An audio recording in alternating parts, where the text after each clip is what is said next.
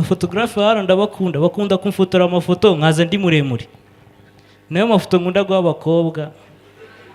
Hari umukobwa naye haje wundi arayakunda cyane, arambwira ati tugomba guhura. Duhuye mbona ararakaye cyane, ko ku mafoto nabona guri umusore ushinguye, none ndabona ushinze.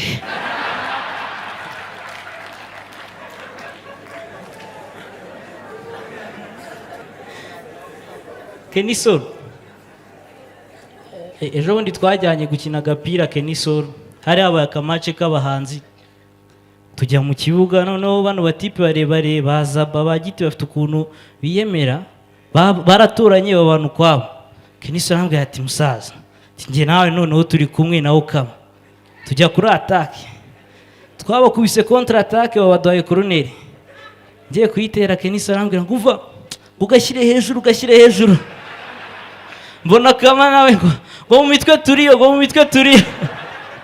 Ndebye mbona umutwe uri mu maguru ya giti.